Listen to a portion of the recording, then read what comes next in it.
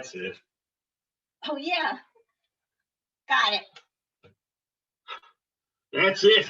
I'm out of here. What do you mean? Are you walking the dog? No, I'm leaving. Adios.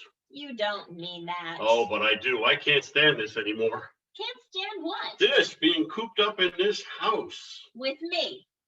Well, yes. After we've been living together for over 20 years. Exactly. And they weren't bad years. I'm not saying that. But it was never so constant. So constant? You know, 24 hours a day, every day. I went out of the house to work. It wasn't virtual. So I was only with you, 14 hours?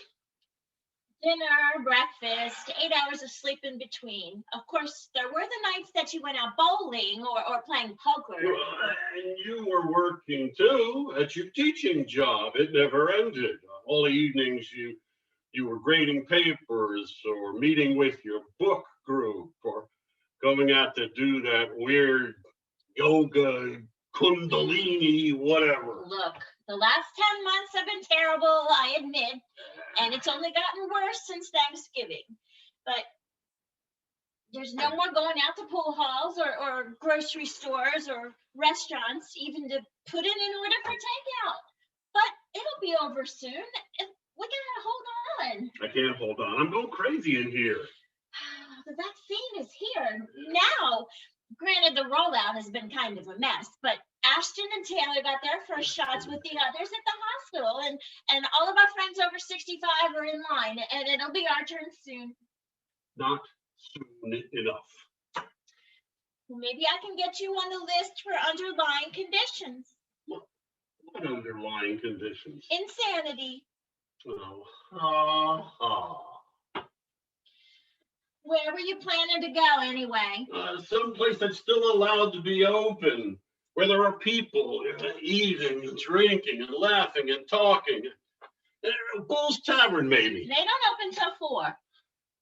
Or maybe that Greek restaurant in the shopping center. I could bring back some lunch for you. No. If you go out and go somewhere in a public place, you can't come back in the door. I'll leave your clothes and your toothbrush out on the porch. You don't mean that. I absolutely do. You better believe it. What? Why not? Because you'll bring the virus into this house. You'll get sick, and so will I. No way.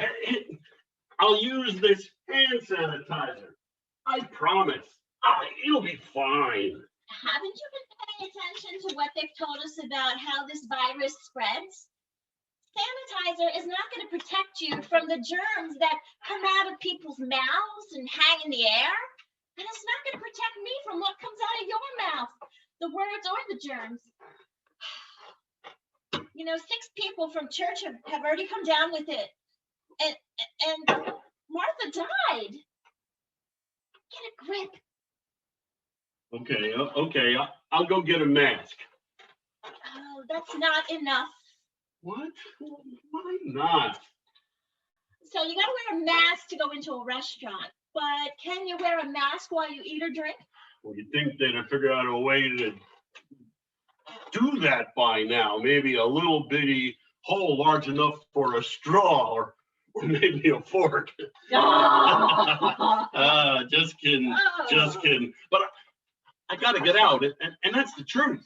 I can see that. How about this?